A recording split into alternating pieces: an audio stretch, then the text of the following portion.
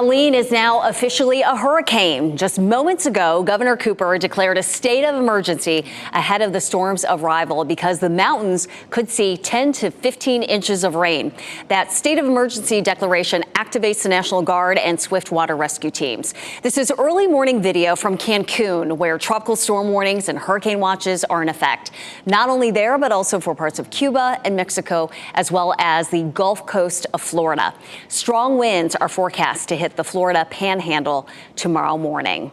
So we could see significant rain from that hurricane and storm system. And then this morning, we also saw more rain. Elizabeth, this has just been the wettest record year for right us. Now. Yeah, we're headed toward potentially the wettest year on record at RDU. And of course, we saw a lot of heavy rain last night. I'm going to show you some of those totals. I want to start with Dual Doppler 5000 radar because we have the chance for a few storms to pop up this afternoon, but we're not seeing anything happening right now. So that's definitely good news. We have a cold front that's out to the west and a boundary that's sort of draped across North Carolina right now. All that rain moved northward. A few cells are trying to pop up closer to the coast. This front is going to be key in why we see so much heavy rain in the mountains. Look at this line of thunderstorms that stretches all the way up from the northeast, all the way down to the Gulf Coast, and it's becoming fairly heavy as it's moving into the south, including the mountains of North Carolina. Let's talk about some of the rainfall that we saw around here overnight last night. It was almost 5 inches in the southern part of Wake County, and then right here along the Virginia line, we saw widespread heavy rain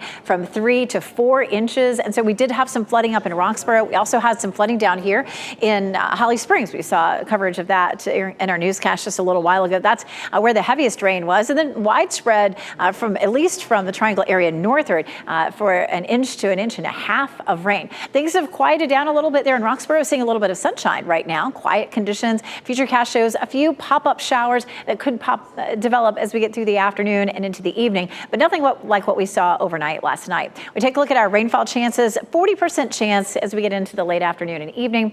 Looking at about a 60 to 70% chance really for tomorrow. And of course, on Friday, we could see some of the heaviest rain. We take a look at what's happening here. This is a look at the storm. And already we're beginning to see some of the rain bands affecting the west coast of Florida. And the storm is way down the Yucatan Peninsula. This is going to be a very large storm in terms of the amount of area that it takes up. And then here's the front. And this storm will come here and move up to the coast of Florida and start to interact with all the moisture that's already in place along that front. And that's why the mountains are just not in a good place. So Category 1 storm that, of course, developed at 11 o'clock, likely to be Category 3 as it makes landfall here along the coast of Florida with up to 10 to 15 feet of storm surge. That's likely to happen tomorrow evening. Then it moves northward toward the North Carolina mountains and starts to take a left turn. But there's going to be so much moisture here, so much heavy rain that it's going to cause some real problems. We talked about the winds a little bit.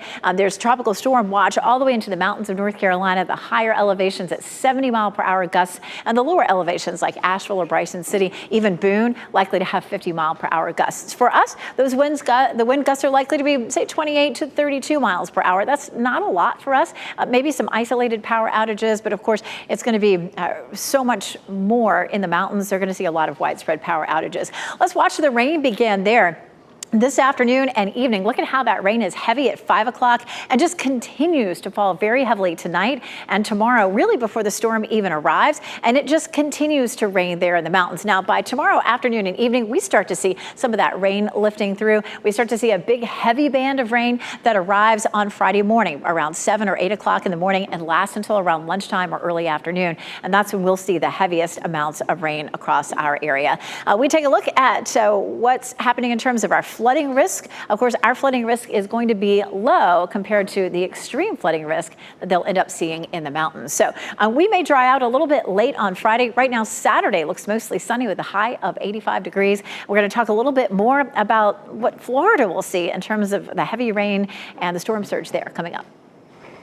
The November election is just weeks away, and some North Carolina Republican candidates.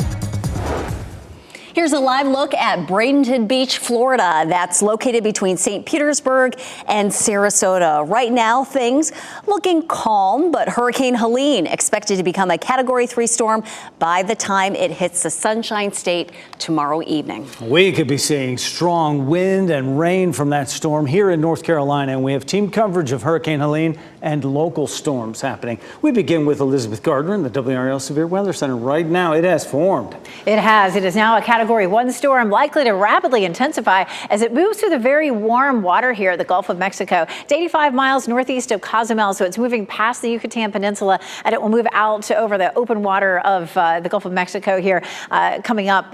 Moving north at 10 miles per hour, winds at 80 miles per hour right now. Likely to be Cat 2 by later today, and then Category 3 by early tomorrow morning. Look at that, 8 a.m. already Category 3, and by 8 p.m. making landfall. Coming up, we're going to take a look at the map of where the highest storm surge is likely to be. It moves north, likely to have a lot of destruction here in Florida and probably the southwestern corner of Georgia as well. Of course, the mountains of North Carolina likely to get hit really hard by the system too, with really strong winds and a lot of heavy rain. That rain in the mountains of North Carolina could end up being about 10 to 15 inches. And for us, it could be 1 to 3 inches, lighter amounts in the east and heavier amounts in the west. We'll also have winds gusting up to 30, 35 miles per hour for a time period on Friday morning, and tornadoes are possible as well. So we're going to go over some of the risk maps. We'll go over the flooding risk and, of course, our severe storm risk for the day on Friday, coming up in just a few minutes.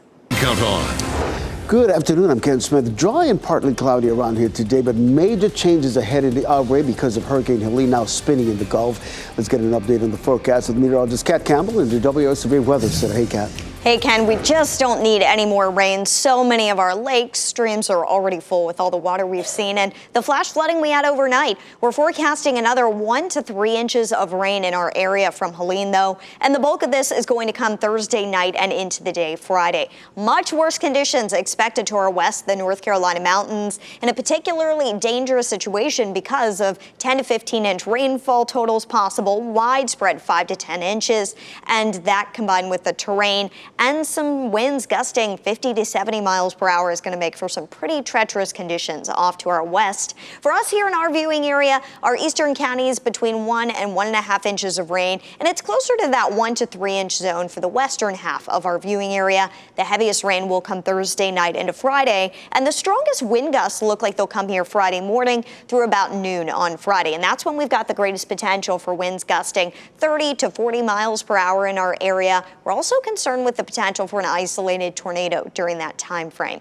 So we have multiple systems that we are watching right now. The mountains already seeing significant rain, and we saw that significant rain last night for some of us, not from Helene, but instead from this front that's moving in from the west. And then we also have Hurricane Helene that is approaching in the Gulf. So let's take a look at futurecasts. Heading into tonight, some heavy rain in the forecast again for the mountains. We'll see a landfalling hurricane in Florida tomorrow evening, likely a Category 3 major hurricane.